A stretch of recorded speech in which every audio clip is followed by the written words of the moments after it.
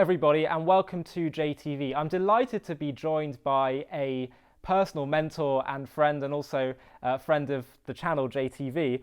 We're joined by Rabbi Eliezer Zobin, who's been on many different segments before. We discussed a range of topics. Rabbi Zobin is the principal of Emmanuel College, a Jewish secondary school in North London, and he's also the senior rabbi of Ney Israel community, also in North London. Rabbi, thank you so much for making the time to join us today.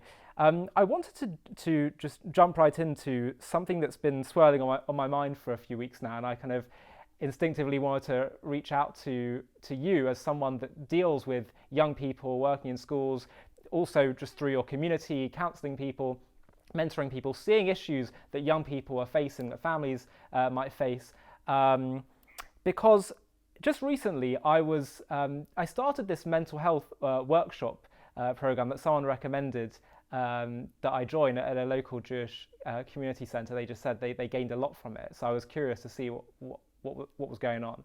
And a lot of it was about understanding that so much of our well-being can actually be found within us, shouldn't be determined by other things, and the mind can create dangerous stories in our heads where we attach much of our well-being to being liked or getting that job or getting whatever, and to understand that we should challenge the sort of the stories we tell ourselves in our heads and those negative thoughts. And as I've started doing this program, I started to realize, like, this is really critical stuff just to general well-being for people. And it seems a bit like, I was thinking, like, why is this not considered as important as teaching maths, English and history? Because, like, you know, people's well-being has all kinds of effects on their health, on the economy, on just everyone's general well-being and happiness, even their spiritual health and well-being. And so I kind of feel like there's just, and I'm sure you've kind of encountered this, that there's just a lot of illiteracy on topics that so many people, the average person, is facing in their lives, that we just don't talk about. And so I just really want to shine a light on those kind of things that I'm sure you deal with every day. So I wanted to talk about, really, it was really more just like an open-ended question to you, because I could literally think of 10 topics off the top of my head that I know young people, students are facing when they're going into school, when they're growing up with social media, all the rest of it. And this I really want this program to be something that both people who are young people and also parents can watch and engage with, and be better equipped to deal with some of the big things that come up in people's lives. So do you want to start off by just sharing with us, as someone that works on campuses, that deals with young people, what are the issues, the big issues that come to mind that you're seeing a lot of young people facing today in the 21st century, perhaps more so than used to be a few decades earlier? What are the big things that come to mind that we could be better at addressing and talking about? And what are the kind of things that you think are more needed to be not just talked about, but have solutions provided for? Thank you. Thank you, first of all, for, as always, for inviting me back to JTV. And it's an honour to be counted by you as a friend of yourself and a friend of JTV. And actually, thank you for that question also, because it is such an important issue to raise. I'll start off really by agreeing with the premise of your question. I do think it is a societal blind spot that we don't educate more about well-being, about what it means to be healthy as an individual within oneself. This is the foundation of really everything else in life that we wish to go on and achieve. It's the foundation of future healthy relationships. It's the foundation of spiritual growth. It's the foundation really of financial success and professional success. So it is a strange thing that we don't dedicate proper curriculum time to this, both within the world of community bodies and shuls and kehilot, and within the context of the school system. Now, I often use the analogy in this context. You know, when our children hit 17 and are able to apply for a driving license, we don't expect them to just pick up instinctively how to drive just because they've sat next to people driving all their lives. And yet, when it comes to well-being and relationships, we somehow expect our children to have picked this up just by sitting next to people who have relationships or have good mental health and well-being themselves. And I think that actually learning how to live a meaningful, positive, successful life and to achieve good relationships is a lot more complicated than driving a car, and arguably more dangerous if one is not good at it. So, I agree with you. I mean, schools and schools are doing things now in this direction. Within my own community and school and many others, we are increasingly aware of this. But it definitely does take there is a cultural and societal mindset shift that we need to undergo if we're really going to dedicate to it the time and resources it needs in a world in which there's so much pressure for so many other good things and so many other excellent charities, so many important things we need to cover in schools and schools. So this definitely is a concern. More specifically, there are the obvious factors at work here that are spoken about a lot. COVID has created a sense of isolation for 2 years for many of our teens and young people. But beyond that, the ever enlarging presence of social media creates a well-being challenge, and people aren't engaged in youth groups, in community activities, in meeting other live individuals face-to-face, doing things together with them, having the opportunity to talk and schmooze and converse and relate and connect. There is, despite the ease of access that we now have through the wonders of the electronic world, there is paradoxically less meaningful interconnections that are taking place. I mean, our interview now done via Zoom rather than sitting opposite each other in the same room. And as good as this is, it's not quite the same as doing something face to face and being able to do that with the body language synchronization that occurs, the syncing of breathing, the empathy and natural connections that occur. So this has definitely been isolating. It's definitely made it challenging for students. The peer pressure of social media, the artificial nature of that which gets shared online, in which everyone is sort of living the beautiful and glamorous life, and very rarely do people actually share of themselves the difficult time, the effort that's put into things, the hard work that goes to achieving that wonderful holiday or that incredible event or learning experience that occurred. So this creates this artificial world of expectations. And again, that creates a sense of unrealistic expectations and a sense of isolation for those who are perhaps struggling to learn and develop and ensure that they have mental health and good well-being. So these are the context within which I think our students are operating and very often struggling. There's also a constant pressure to keep up. The media is ever faster moving, social media is ever faster moving. And even just on a practical level, we need to realize when our teens, when our children are trying to go to sleep at night, if they've been online till the last minute, it's a bit like putting up a bed in the middle of a buzzing shul kiddush. You know, a room packed, a cocktail party packed with 1,000 conversations, and imagine opening up your bed there in the middle of that room and trying to sleep. But that's where our youngsters have just emerged from as they switch off the machine, if they switch it off and try and go to, fall asleep. So there's... Just to stop you there for 1 second, I recently was wondering to myself, why is it that I always have an easier time getting to sleep on Friday nights? And I thought, well, it could be because it's the end of the week. But I realized, well, no, that's not always true, because also on the Chagim, on the festivals, if it's a Monday, I still have an easy time. And I tried just stopping technology an hour before bed, and it's a total game changer. And I realized, as this discussion is kind of sort of bringing up, we're almost conducting an experiment on ourselves, young people, that we haven't even thought through. Like we're not even aware of the ramifications this is having on ourselves and our ability to do basic human functions like sleep well. I mean, absolutely, Ollie, and I think we have embarked as a society on the most incredible experiment ever. But the guinea pigs are us and our children. And we know that the social media, the world of internet is incredible, it's wonderful. It allows us to talk across the globe. It allows really meaningful connections to be maintained with family and friends who are from afar. We have incredible access to information, and just the privilege of being able to Google anything and find that Wikipedia page is so special. This is not an attack on the advantages of it. But I think we really haven't yet learned how to use it well. And just like, we train our kids how to cross the road safely, we need to talk more about how to use the internet safely and well. Never mind, and I'm not talking here about the literal online dangers of predators and groomers that use the world of social media. And so often we sort of come up with mechanical solutions. So kids have trouble sleeping at night because they've been online. Well, that's because of the color of the screen, and therefore we can tweak the blue screen effect, and that will enable us to resolve this problem. It's so much more fundamental than that. Night, the sages say night was given. The purpose of night was to give us a chance to integrate, to internalize, to be rather than to do.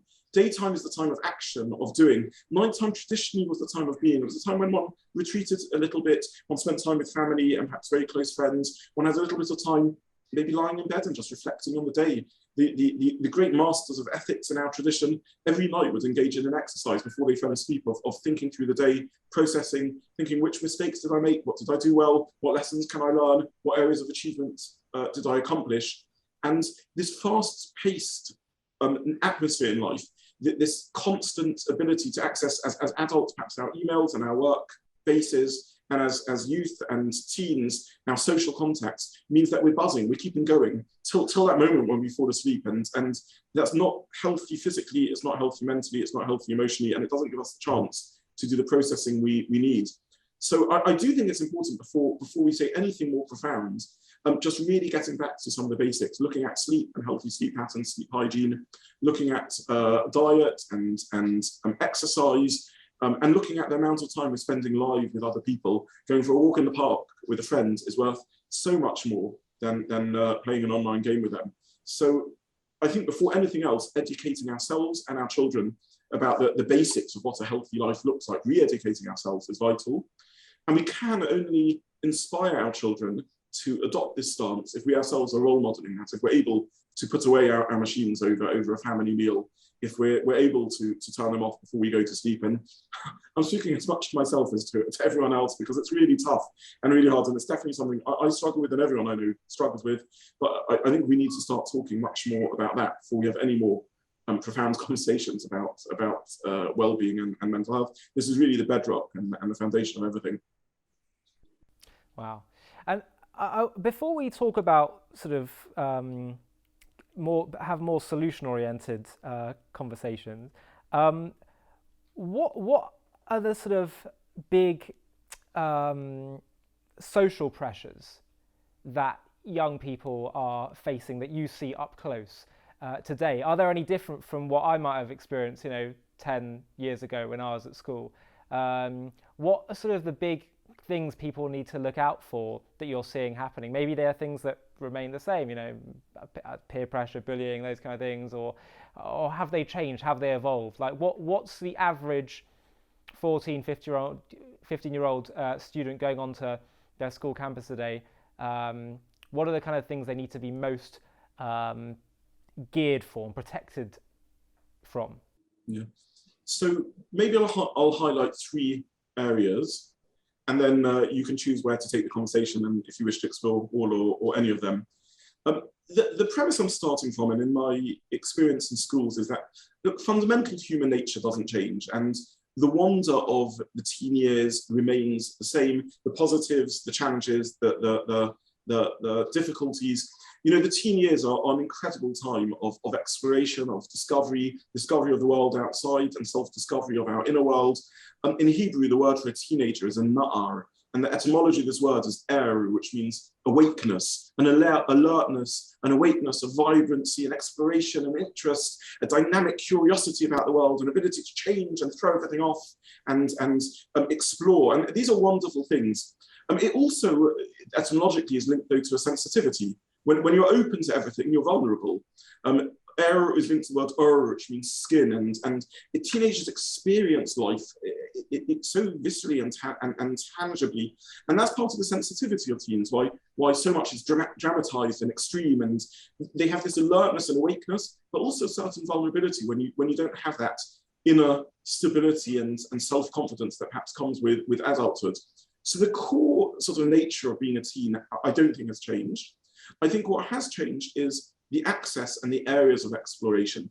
So teens are able to access anything online, that the world is open in front of them, the wonderful world of learning and culture and education and Torah and science and everything that can be found that's good online, and also the very horrible, dark and deep underbelly of our society. It's all out there, it's all accessible, and we shouldn't fool ourselves. Every single teen that we're meeting has at some point tried to explore everything. Some have had the inner strength or inner insight to pull back from it, and others are fairly deeply involved in accessing everything the internet has to expose one to. And the individuals the teens who are accessing this are young, they're nar, they're awake, they're alert, but malleable and moldable and influenced very much by what they're seeing. So this is one aspect of it. The same core teen stuff that was always going on, peer pressure, beginning to navigate the world outside their families, the roles of parents and family, lessening a bit, the ever-increasing impact of friends and society on them, but certainly the society that has the potential to impact on them is no longer just the sheltered environment of the nice secondary school or youth group that you're sending your kids to. It's everything the world has to offer, and we need to start educating our kids really younger and younger about that and about how to make decisions about who they will mix with, because they can mix with anyone and see anything they want. So core issues the same, but exposure and access to the friendship circle, the social circle they're measuring themselves with, far broader. That's number one.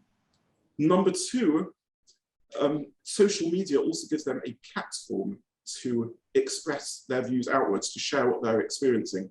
This is a wonderful thing. We have teens, we have young people who are leaders, who have millions, tens of millions of followers and are able to step forward and speak passionately and meaningfully and engagingly about the environment or about their faith or about their journey in life and their political views and really have an impact on the world. And that's an incredible opportunity and blessing. But it also means that whatever one is saying as a teen is often out there forever. And a lot of the sort of trawling that goes on through celebrities, through politicians, in which one finds an inappropriate or stupid tweet or social media comment that they posted, maybe what for us adults feels like only a few years ago, 3 or 5 years ago, but from the perspective of the young person was a lifetime ago. And it's all out there, and it's very painful to see people often challenged, and correctly so, they do need to be challenged, but challenged for comments which are permanently online, but maybe express views that were never thought through or photos shared when they were in a moment of drunken peer pressure, and that will forever remain their record. I think we need to assume that every employer is now Googling every prospective candidate and seeing what's online, and we need to start talking to our kids about what feels very far off for them in their lives, their life of career and adulthood, and yet is only a few short years away. So these are, I think, commonalities. Teens always did stupid things, and they always went through these experiences and hopefully survived them and grew up. But social media has given them greater access both to be influenced and to influence outwards for better and for worse. So this is one thing I would highlight. A second area I would highlight is I think there's a profound confusion about what it means to be a person, what meaning and purpose in life is about, the existential questions of what we humans are for, where we're going, what we're doing with our lives. And I have to tell you, I think our teens are amazing. They think about the existential questions. They have an incredible desire to change the world, to work for social action, to care about the environment, to impact on a humanity that they see has gone very wrong. But I'm not sure as a society we really give them access to meaningful answers. We belong, actually you and I belong in many ways to a double great tradition. We belong to thousands of years of Jewish tradition, which is a pathway to finding meaning and purpose and spirituality and direction. And we also belong to a degree, to a greater or lesser degree, to a Western tradition, which again has thousands of years of thinkers, of great thinkers, trying to work out the meaning and purpose of life. And because of the horrors of the 20th century, in which we saw truth in capital letters leading to fundamentalism, leading to the tragedies of fascism and communism and extreme socialism and the like, and the incredible destruction of society that created, we've retreated far from, we've lost confidence in our ability to say anything meaningful about life. We've perhaps lost confidence in our ability to even know what truth is or whether truth exists at all. And there's an element of this experience of the 20th century which we all needed to hear, that when we are so confident in our truths and so sure that they are obvious, that no matter how the real world doesn't fit into it, we will mold it into the image of the theory we believe in at the price of countless lives. Clearly, that's a lesson we had to learn. But it seems to me that we have swung very far the opposite way. And we've lost the ability to tell our kids anything meaningful about the great intellectual traditions of our Judaism or the great intellectual traditions of the West. We've lost any self-confidence in the search for truth and the ability of humans to know something about what life and meaning is about. And all we are offering our kids is a very profound nihilism, a very profound skepticism, an extreme materialism, which basically sees us as human beings as a bit of biomass here today and gone tomorrow, without any possibility of touching infinity, without any possibility of achieving something of worth. And just because we've learnt the lesson of the 20th century, that we don't know everything and we shouldn't confidently assert we know everything, doesn't mean that all we can say to our kids is that we know nothing. And I think a lot of our kids struggle with a profound sense of purposelessness and inner emptiness, inner decay. And that's scary. It's a world in which decadence and the decay of decadence is looming ever larger, and one that I think we need to start speaking about more. I'd like to pick up on the last thing you just said and then go back to the other stuff. Can you flesh out for me what does that sound like practically? The result of having a nihilistic view of the world that you just articulated. What is that sort of, how are people hearing that today practically? Or maybe they're just not hearing anything, and therefore by the result of there being no meaningful input in what they're being told life can be about, they just become nihilists. And what would the alternative message be about what you can do with your life? Thank you. I mean, these are the really important questions. I also actually do want to get back to my third element, which we can put on hold for now, which is about, we've spoken about being a teen, social media, we've spoken about nihilism and materialism, and I do want to get back to, I think, closer to home, the Jewish challenges that our teens confront that we're not speaking about. Okay. We'll get back to that. So in direct answer to your question, let me just remember what you asked me. Okay, materialism, how it impacts. So I think if we are telling our kids, if we're telling our teens that there is no ability to access truth, if we are pushing a model that draws out of the insights of biology and research into our origins, a conclusion not just about what we are as physical beings, but also that that's all we are, that we are not moral agents, free agents who make decisions, who can achieve acts of remarkable kindness and transcendence, or can lower ourselves into the depths of selfishness, power, lust, abuse of others, and egoism. If we don't talk about that, if we deliver a message of either ignoring this side of life or contradicting it, we're simply not giving our kids the furniture of the mind that they need to think and navigate these things.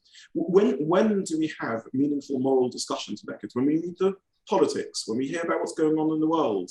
Do we engage in our day-to-day life when we're driving through the streets and a driver ahead of us is frustrating us? When we're going into the shops and we're interacting with people, are we discussing with our kids the moral quandaries, the moral dilemmas that we're facing the whole time? Are we giving our kids opportunities to remind themselves of their spirituality?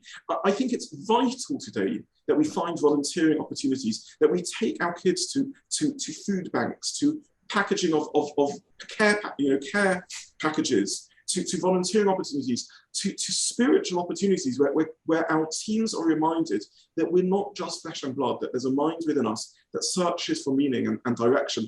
And in many ways, I'm not making here a religious point. This isn't about any faith or none. Faiths are good vehicles of reminding people about that which is transcendent in them. But this isn't fundamentally about that. It's about two competing models of what a human being is. Are we just a bit of biomass? Or are we capable of achieving things of worth? Are we capable of transcending our physical nature and touching infinity? Are we capable of making moral assessment and behaving in accordance with our moral judgment? Are we even thinking morally? Are we questioning morally? Are we asking ourselves, are we asking our kids what's the right thing to do in a situation? What's the meaningful? Are we reminding our kids that there is within us that which is material and selfish, but there's also that within us which seeks purpose and a life lived with an awareness of the beyond?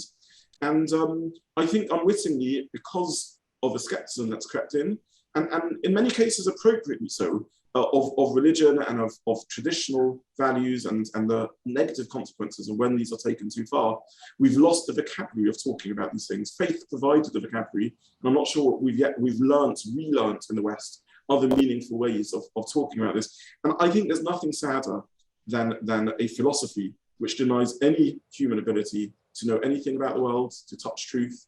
And there's nothing sad about philosophy which tells us there's nothing in life to achieve beyond my own selfish pleasures and desires.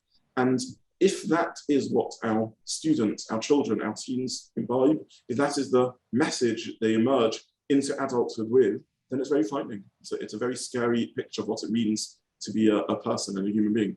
Yeah, I want to talk about the third point, the Jewish point. Well, I think let's get to that a little bit later in the discussion. But just to focus in on the points you've raised so far, a lot to do with the pressures that we're facing. And to be honest, we're talking about kids, but it's certainly people in their 20s, 30s, anyone really engaged in social media. But issues around sort of the first stuff you raised about how friendship groups might push people or create cultures that encourage kids in order to feel a sense of self-worth or belonging, that they end up doing things that are inappropriate and that may cause harm or hurt, and there's not enough education around the negative behaviors and those kind of things. Perhaps kids just aren't aware enough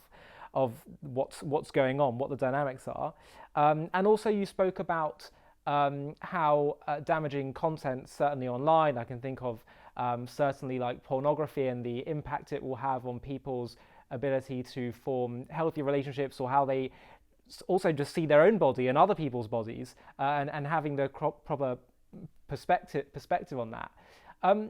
How much of the solution to these issues, which sounds to me like a lot of it's like cultural and educational issues, how much do you think can be solved through just educating people? Because I think a huge amount of the challenge is that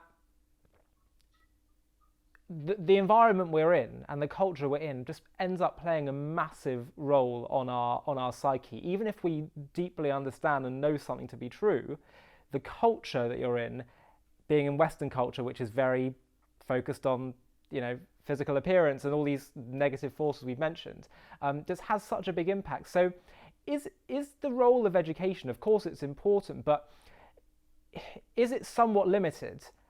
Is it ultimately a question of what is the culture like at large in one's school, in one's friendship group? And as much as you can equip someone, you push them enough, sometimes they can get challenged. And is there an answer to how we can actually create like more sort of macro cultural change? So in my opinion, several points to say. Firstly, that there are elements of the challenge which we have no influence over, and other aspects of it that we can control. So there clearly are aspects of the broader culture which we have no ability to control and to change. And the most we can do is whatever impact we can have. I actually never really criticize Western culture or Jewish culture, because it is what it is. And the truth is, I love living in the West. I love being in a liberal democracy. I love the internet. I think the ability to Zoom call a friend or WhatsApp someone or log into, see Wikipedia or social media and see what's going on in other people's lives. It's amazing.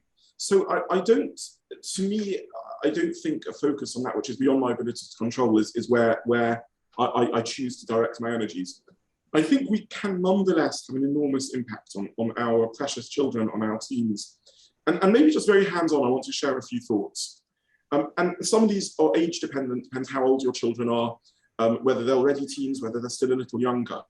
I think within schools, I'm a teacher because I believe in education. I believe that conversations and ideas have an impact on us. We human beings are made up of the physical, the body, we have minds, we have emotions, we have the spiritual, and we need to engage all of them on every level. We need education, we need to educate, books of insight and wisdom, Jewish and Western. as to what it means to be human, about the tools of navigating life, of what well-being is, of what sense of self is, of self-awareness. And there's skills that can be taught. We can furnish the mind. We can't force our children to adopt these, but we can definitely equip them and give them the tools to achieve insight, to achieve well-being, to achieve meditative reflection, to learn about this like we would do any other subject that exists. If we can train people to drive a car, and if we can train our kids to swim or cycle, if we can train them in sports, we can definitely train them in these areas, and education certainly is part of that. But it also needs to be holistic. And within schools, we do ever more holistic education. And we do activities, we have Shabbaton, weekend retreats where we spend time with the kids. And we can do that at home as families also. And some of it is about getting back to old-fashioned activities. It's about family time, carving out family time, family meals. It's about the discussions that take place. I mean, in the context of Judaism, it's about that Friday night meal where you're talking to the family and engaging in meaningful converse. It's about board games, non-electric games, card games, having time in the family where you're spending the family time together, kicking a football around in the garden or playing a game. Actually, kids love these games. They love the board games if we bring them up with it. The electronic options are always more tempting and easier, but they enjoy the old-fashioned games. It's about going for walks with kids. It's about having a project. If your kids are teens, challenge yourself to climb a mountain together. In climbing a mountain, you're spending precious, valuable time with your kids, and you're also teaching them to reach beyond themselves, transcendence. They're seeing the beauty of the scenery. They're reminding themselves that there's a great world out there. They're pushing themselves to the limits. You're sharing an experience together. You're reminding yourself that if you can achieve more than you ever thought was possible, that you can draw on energies within yourself that you didn't know that you had. And if you can do it as a sponsored climb, where you're achieving something meaningful, where at the end there's a charitable result, then there's yet more transcendence in this. Go volunteering with kids. Contact GIFT, contact the Shabbos Walk. Let them have volunteering activities. There's so much that's needed out there. There are people that need our help and our volunteering and our money and our time and our effort. Our charitable giving shouldn't just be writing the check or doing the electronic transfer. It needs to be with our kids and with our bodies and with our activities. And then we have the great blessing of Shabbat.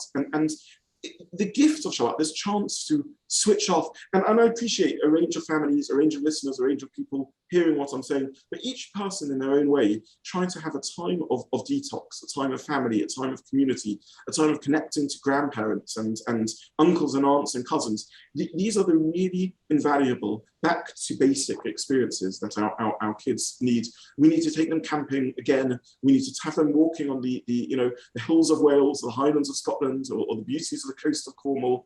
It is about exposing them, reminding them back to how many of us have seen a sunset, have stopped and gazed at a sunset, stood at a cliff top. We need to be doing these events, and even if our financial means are stretched and we're living in a time of cost of living crisis, we can manage to take a drive out. You can drive out to 10 miles, 15 miles outside London, to the Cotswolds, to the Chilterns, and you can lie in the middle of the night with your kids on your back, lying in a field, looking up at the stars, and you can see the space station. You can spot planets. You can Google how to identify. When have we been in touch back with nature and looked again at a star or a planet and seen it? This is cost-free. This isn't expensive. One day your kids can miss school or go to sleep a little late. They're going to sleep late for other reasons. Take them in a car, drive 20 miles out into the... I do this with my kids, and memorably we had a snuffling very near us, and a puzzled horse came nosing at us with its wet nose as it saw these bizarre human beings lying on the earth in a field, looking up at the sky. But why shouldn't we gaze at stars again, like our ancestors did and like our parents did, like perhaps we did, Ollie, you and I, only 10 years ago? There are experiences of becoming in touch with nature and earthing ourselves again. Each person in their way, I'm throwing out a range of opportunities, of ideas. It can be planting a seed in a pot and teaching a kid to water it every day and seeing how patience and endurance means that nothing occurs. And suddenly there's this magic of a new life that's come into existence. It can be about cooking with our kids and baking. It can be about putting milk in a sock and learning how to make cheese or yogurt, but something that anchors us to patience, to commitment, to hard work, to achievement, to teaching our kids these really invaluable lessons of what a wonderful natural world there is out there. And hopefully out of that will emerge a sense of awe, a sense of transcendence that can embark them on a more meaningful spiritual and religious journey. totally get that, and I can see how that has really powerful experiential educational effects. But I was speaking specifically about the kind of when the issues that kids are facing in terms of social pressure, self-esteem, how they relate to theirs and other people's bodies, and their what they how they understand success and those other things. I feel like the things you've listed are great, nice family moments, can perhaps help to immunize them a bit from, or give them more real human experiences. But I was asking about those negative forces that are at play in schools and in culture at large. Is there anything that you think it can be more actively done to help immunize people or create a cultural shift? I understand that what you listed is part of that, but is there anything that perhaps addresses those issues a little bit more head on? And again, I'm thinking with an understanding that people watching this program might be teachers, they might be parents, and they also might be students. So I don't know whether some of the answers are best catered to one of them specifically, but... Okay, I'm going to dock your question again, because I want to slightly tweak and moderately disagree with what you just said. Okay. And then I'll answer your question more directly. I believe that what I said is 95% of the answer, if not 99% of the answer. Wow. And by that I mean that we are not going to be able to change society and culture top down. There aren't easy governmental legislations to make that with the complexities of free speech. Very few of us are remarkable leaders who can shift the course of culture and society and impact on it forever. There's the rare individual blessed with a wisdom and an eloquence and an ability to communicate who perhaps can in some small way nudge society a little bit. Most of us, the most we can do is build bottom up from our families and our sense of self. And honestly, the best protection for our kids is what I've spoken about. We need to educate about the wisdom of insight as to what we human beings are, emotional intelligence, psychological intelligence, a rich vocabulary of emotions, but more sophisticated a language of emotion we have. There's books out there, again, children's books. Look at the pictures together with kids, ask what do they think the characters are doing, what are they feeling, why are they behaving this way, what experiences are they going through. So we're training in empathy and insight and understanding. The more we can't get there by trying to block and filter out these things. It's sensible to have filters. Of course, it's sensible to try and take precautions, but ultimately everything is out there. And the only salvation we have is trying to build in our kids a self-confidence and a self-knowledge and a pride in their tradition and a pride in their family, because that is what will pull them back from the brink. When you're in that moment of crazy peer pressure, when you're facing that moment of raw animal lust for that which is accessible, the only thing that can pull us back is a sense of confidence that I know what I am and I know my values, and a sense of decency and pride in who I am and what I am. The sages tell us that when Joseph, Yosef, faced a challenge, he's alone as a 17-year-old, and what at the time was the sexual and cultural cesspit of the world, full of depravity and crudity, and he faced his own temptations away from home. It was the image of his father in front of him that pulled him back from the brink. And we can access those images. And actually, I was just giving a relationship lesson to my year 7 students yesterday, and we were talking about this very subject of what are the tools one uses. And I said to the kids, picture your grandmother, picture your grandfather. What would they think about this? Step back and think about this. And all of them found that meaningful. Picture someone you love and say, would I want them to know that I'm doing this? How would they respond to the situation? And sometimes that thought buys us that moment of sanity in a crazy environment to actually step back and think, what am I really about? What are my values really about? And if we teach our kids resilience, endurance, perseverance, generosity, transcendence, we're treating them to respect themselves and their bodies, to respect the bodies of others, and also, if they do slip up, to emerge from that and be able to come out healthy and whole and process what's happened. And what do you say to parents who, or potentially even kids sometimes, who are just a bit uncomfortable about having conversations with their family or parents when they're perhaps in those more calm moments or experiences with families? And they're just not, especially British people, they're a bit uncomfortable having discussions that are a bit more deep, vulnerable, personal, uncomfortable, or that just are making the parents sort of just not have your everyday kind of conversation with them. What would you say to a parent like that that's just a bit cautious? So a really good question. One part of this is certainly as communities, as schools, we need to be doing more with parents about educating them about how to have these conversations. Again, we have started running these things within our own community, within our own school, and many others are doing similarly. So we do need more investment in educating around this. And it's hard in the context of a short interview to discuss everything that needs to be said about how to have these conversations.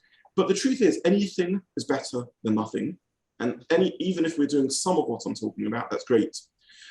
We have to be comfortable, and we have to do it in a way that works for ourselves. These conversations could be whilst going around for a walk in the park, whilst baking in the kitchen, whilst meeting in a restaurant for a coffee. By the way, take your kids out for a coffee, take them out for, find the meaningful times. It could be whilst volunteering in gift or climbing the mountain. And it doesn't have to be, if you're uncomfortable with it, deep, personal and intimate matters. It can be, as I said, really just talking about values in other contexts. Tell them a story that happened. I was walking along the road today, and I was in a massive rush, and I saw an elderly person struggling with their shopping. Should I have come late to my meeting by helping them cross the street? Dig up interesting news articles and ask them what they think about it. Engage in meaningful conversations. Any meaningful conversation with us as their parents, as adults, is worthwhile. So anything you're comfortable to talk about is worth it.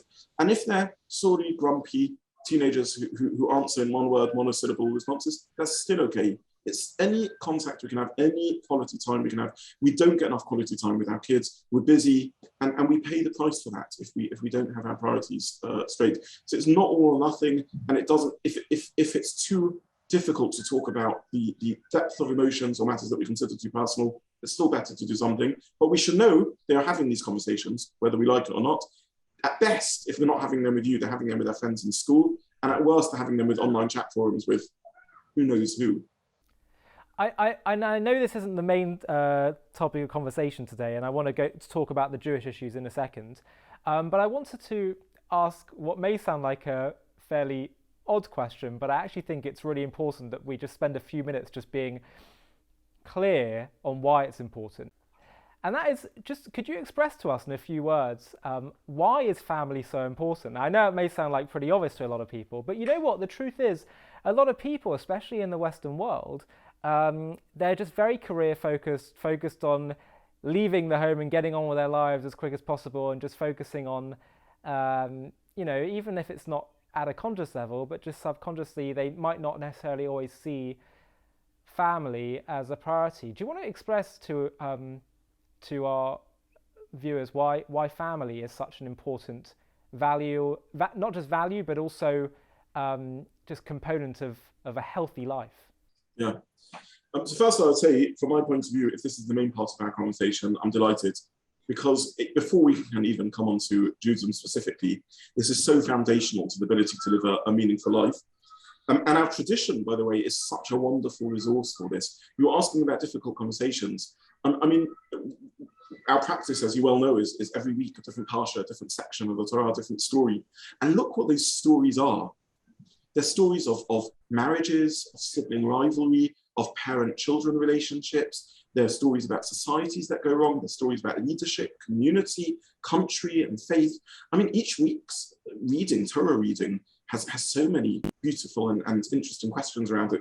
Rabbi Sachs has online every week, and it's there accessible, different thoughts on the Parsha topic, Shabbat table conversation starters around meaningful thoughts to do with the Sedra.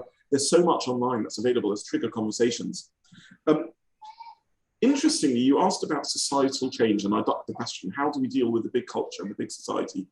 And for me, the answer is because it starts with family. It starts with the individual and their own family. It's interesting, again, if you look at the Torah as a history book, it's fascinating.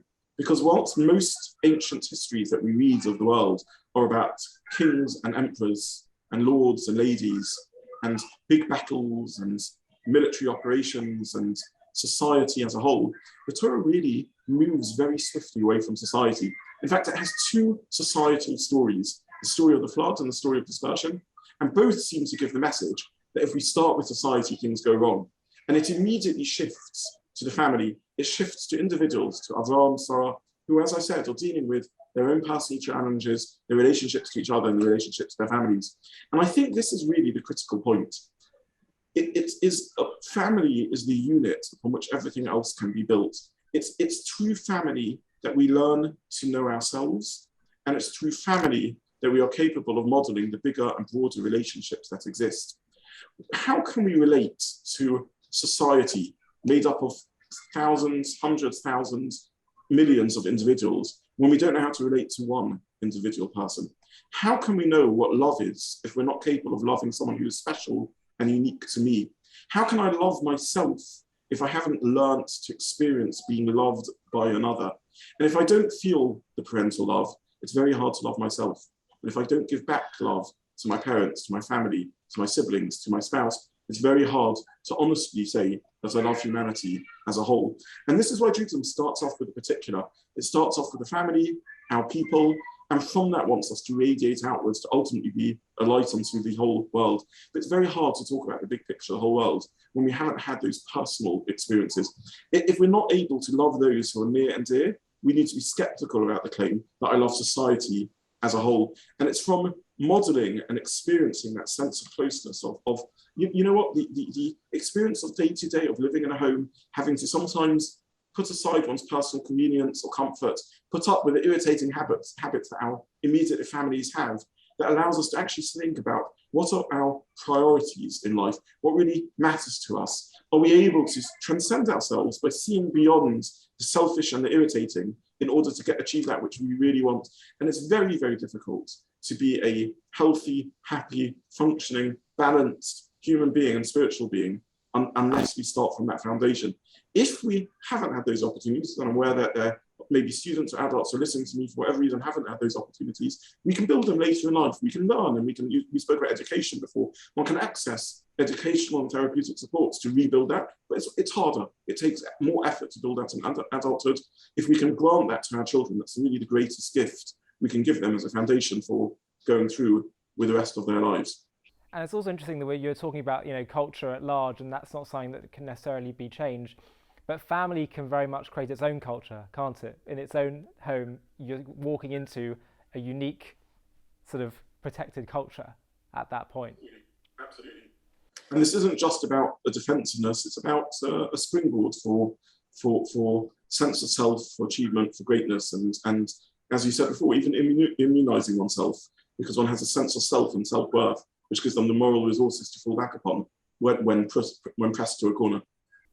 So let's speak lastly about the Jewish matters. So do you want to talk to us a bit about some of the issues that you see cropping up, certainly around with young people in schooling and in their teen years that come to mind, and also perhaps if some of them are going on a bit of a religious journey, as I know I certainly did in my late teen years, how best to navigate that in a healthy way, both for oneself and also for their relationships with their family and friends.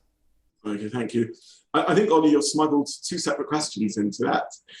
So if I've understood you correctly, let me just unpick them one by one. I think your first question is if we're talking about conversations we're not having, the things that are on our teens' minds that we're not addressing. We've spoken about that in terms of well-being. We've spoken about that extensively just now in terms of our sense of self and what it is to be a human and the existential questions of life. What are the Jewish questions that we need to talk more about? And then the second question I think you're asking is the teen journey, the young person student journey, and how a journey of religious discovery can impact on family and communal dynamics and relationships. So taking them one by one, I think much of what we've spoken about till now are also Jewish questions. And I think our tradition, our Torah, the wisdom of our sages offers incredible resources. And occasionally here and now I peppered some quotes when we spoke about the earlier topics. And I think we do need to more confidently explore with our teens, with our students, the Jewish insight and wisdom that's out there that helps us become balanced, healthy humans with good mental health and well-being and with a profound sense of self. But more specifically, if we move away from that, I think the big elephant in the room is that of equality.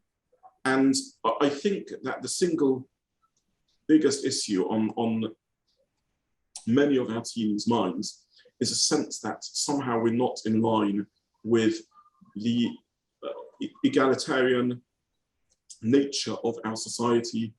We're not giving autonomy and self-expression enough of a hearing.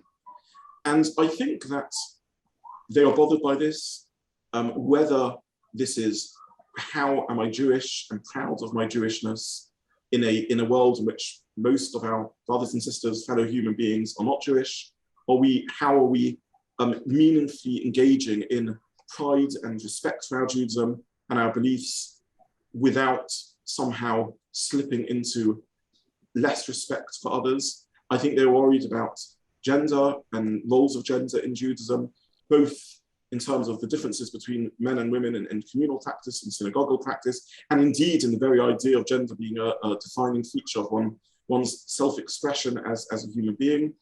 I think they're worried about the model of family life that we are putting forward, and we've spoken a lot about family, but how does that fit into alternative shaped families and individuals who experience their sense of health, a sense of self in ways that don't fit the classic traditional Jewish model.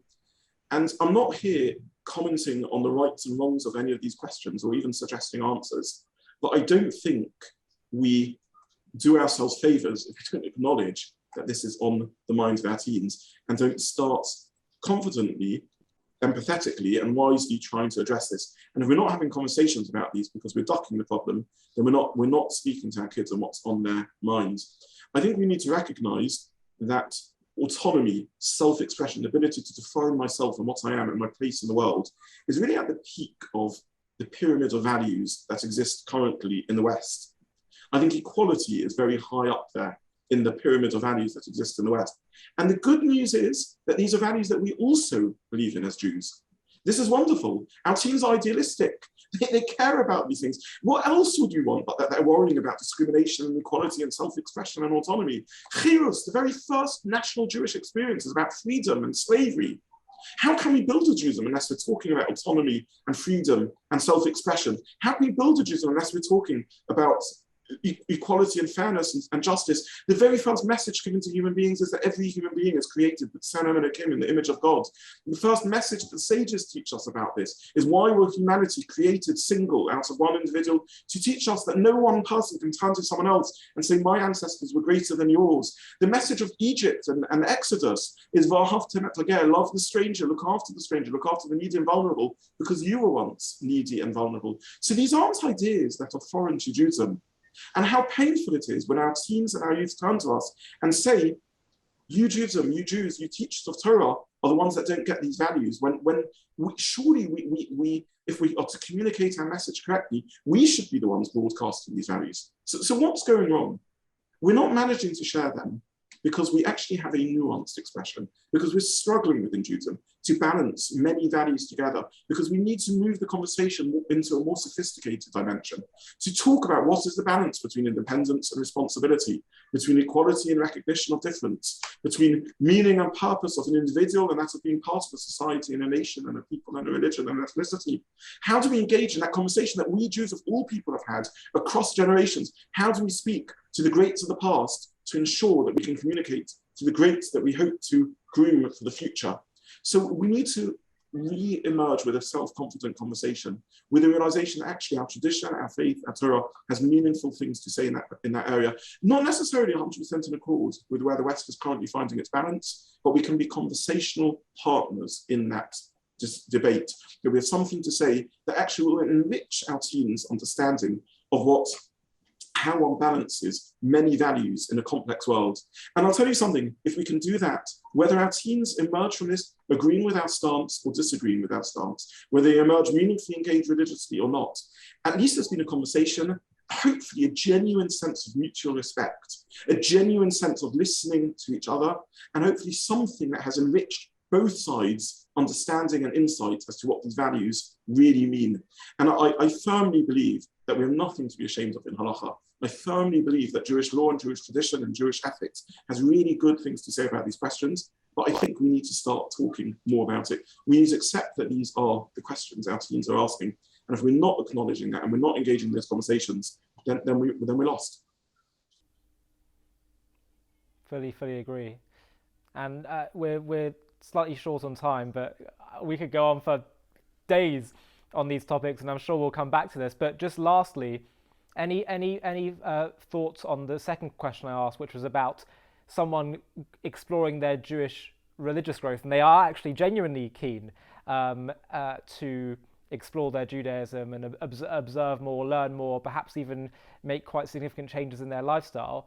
What's been, you've counseled people going on these journeys from all different backgrounds, all different ages. What are some of the big, just in a couple of minutes for the last few minutes of this discussion, what are some of the big things that you think are really critical to make sure people do that in a healthy way, both for themselves and for the people around them that perhaps might be affected? Okay, sorry, you're right, and I need to get back to this question also. Before I go there, though, I want to just talk about the previous values I spoke about on a practical level, and it will go some way to answering your question also, and then I'll more specifically respond to your question. We spoke about what can I do as a parent, what can I do as an individual to help these conversations take place. I think the meaningful Jewish conversations I spoke about also need to occur. And I would say to every parent out there, no matter how learned or unlearned you feel, no matter how confident or underconfident you feel in our faith, no matter how religious or irreligious you see yourself, if your Judaism is meaningful for you, and if you want your children to carry some of it forward, start those conversations with those kids. Take a Torah story, debate it, discuss it. It doesn't matter whether you come out with answers or no answers. It doesn't matter whether you know how to resolve it or don't know how to resolve it. It doesn't matter whether you feel equipped with a wealth of Jewish knowledge or ill-equipped. We need to have those conversations around our tables. Like I spoke about conversations about well-being and mental health and analysis of politics and things that are going on and moral dilemmas, Jewish dilemmas around these things. Google a piece of Jewish law, Google an area of Jewish ethics, watch a YouTube clip, a JTV interview, and then debate it. And it doesn't matter if teens are telling us that they don't like what they've seen, at least they're engaging with it and they're thinking about it and they're questioning and they're challenging and they become part of that wonderful Jewish conversation. So I want to translate into action the ideas that we just spoke about previously. And I think this leads into your question about how do teens and students navigate if they are making changes in their lives in whichever direction and whichever way. And I think there's two parts to this. I think as parents, we need to ensure we have a home which is open, a home where teens can question, can ask, can speak, can challenge. We don't always have to agree, but at least we have those conversations happening.